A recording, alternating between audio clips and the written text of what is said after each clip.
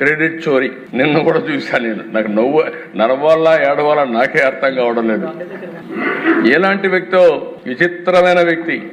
అక్కడ ఏం చేశారంటే అధ్యక్ష చెప్పుకోవచ్చు చేసిన పని తప్పు లేదు, ఒకవేళ చేయకపోతే కరెక్ట్ చేసుకోవాలి. అక్కడ మీరు చూస్తే అధ్యక్ష మొత్తం కూడా ప్రాజెక్టులు ఇప్పుడే డీటెయిల్స్ అన్ని రామారెడ్డి గారు చెప్పారు, నేను ముందుకెళ్ళను. అంత పనులు పెట్టుకొని మొత్తం కలిసి 2500 కోట్లు అయ్యే ప్రాజెక్ట్ ని తొందరగా పోయి జాతికి అంకితం చేస్తున్నానని రిబ్బన్ కట్ చేసి వచ్చాడంటే నీళ్లు రాకుండా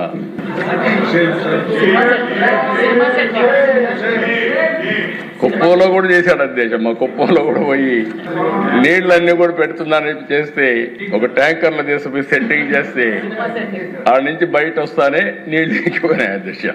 అసలు నీళ్లు ఉంటాయి కదా అధ్యక్ష.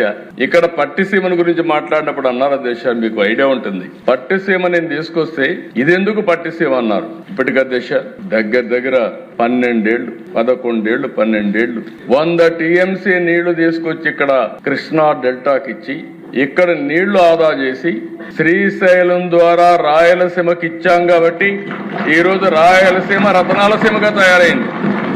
ఇప్పుడు మనం మాట్లాడే అభివృద్ధి అంతా కూడా మీరు చూస్తే ఈ 10 ఏళ్లలో ఈరోజు అన్ని ప్రాంతాల కంటే వెలుగు వచ్చింది. వెలుగొండ మళ్లీ హామీ ఇస్తున్నా, 14 వారాలు వారం రిపోర్ట్ ఇమ్మన్నా. ఆర్థిక ఇబ్బందులున్నాయి, ఏ ఇబ్బందులున్నా సరే మళ్లీ మార్కాపురం జిల్లా, ఒంగోలు జిల్లాను సస్యశ్యామలం చేసే బాధ్యత